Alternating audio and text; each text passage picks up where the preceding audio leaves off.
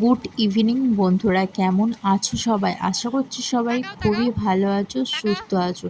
আমার নতুন আরেকটি ব্লগে তোমাদেরকে অনেক অনেক ওয়েলকাম জানিয়ে আজকের ভিডিওটা আমি শুরু করছি। তো আজকের আমাদের পুরীর সেকেন্ড ডে। তো সেকেন্ড ডের দিন আমরা গিয়েছিলাম গোল্ডেন বিচে বৈকালবেলা।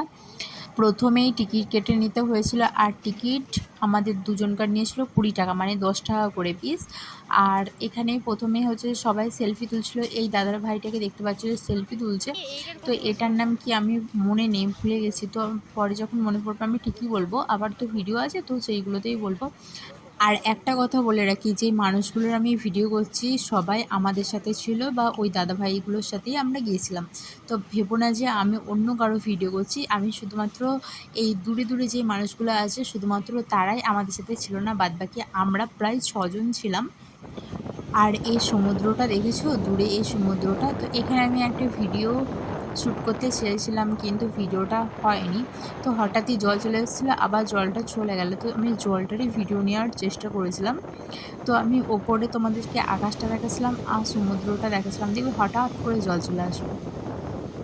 এই দেখো, আর জলটা পুরো ফেনা ফেনা। তো খুবই এনজয় করেছি। তো আমার প্রথম সমুদ্রে যাওয়া, আমি কখনো যাইনি। আর হ্যাঁ, আমি কখনো কোথাও যাইনি আমাদের এলাকায় বাদে। তো দেখো সমুদ্রটা কত সুন্দর। তো কে কে গেছো অবশ্যই জানিও, আর কে কে যাওনি বা যাবে সেটাও জানিও। আর দেখেছো, বলে নাকি পুরীর সমুদ্র হচ্ছে যে সবথেকে ঢেউ বেশি, মানে যারা দীঘা গিয়েছিল তারাই বলছে। কথাটা কি সত্যি না মিথ্যে সেটাও আমাকে কমেন্টে জানিও। আর এই গোল্ডেন বিচে বেশি মানুষ নেই, মানুষের সংখ্যা খুবই কম। আর জল পড়ছিলো তো, মানে টিপ টিপ করে জল তো পড়েই যাচ্ছিলো, তো বোধহয় সেজন্যই মানুষজন কম ছিল। তো এখানে আমার হাজব্যান্ড ভিডিও করে দিচ্ছিলো, আর আমি একটুখানি খ্যাবামুখো ছিলাম, তার জন্য হাতটাকেও দেখিয়ে দিলাম।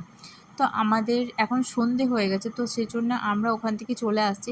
আর এই পাশে গাছপালা নড়ছে, দেখেই বুঝতে পারছি যে ঝড়ও উঠে গেছে। তো ওটা ওই পাশে ছিল হচ্ছে বাচ্চাদের পার্ক, সেটা আমরা মানে যখন ঝড়টা উঠেছে ঠিক তখন দেখতে পেয়েছি। তো আর যাওয়া হয়নি। গোল্ডেন বিচ থেকে বেরিয়ে আমরা চলে গেছিলাম রুমে, কিছুক্ষণ রেস্ট নিয়ে তারপরে চলে এসেছিলাম আমরা সমুদ্রের পাড়ে। এখানে হচ্ছে যে তোমার সমুদ্রের পাড়ে অনেক রকম খাবার বসে, তো সেইগুলো খাওয়ার পরে একটুখানি হচ্ছে দেখছিলাম সমুদ্রটাকে। রাতের সমুদ্র আরও বেশি সুন্দর লাগছে। তো সমুদ্র যার পছন্দ তার কাছে সবসময় ভালো লাগবে।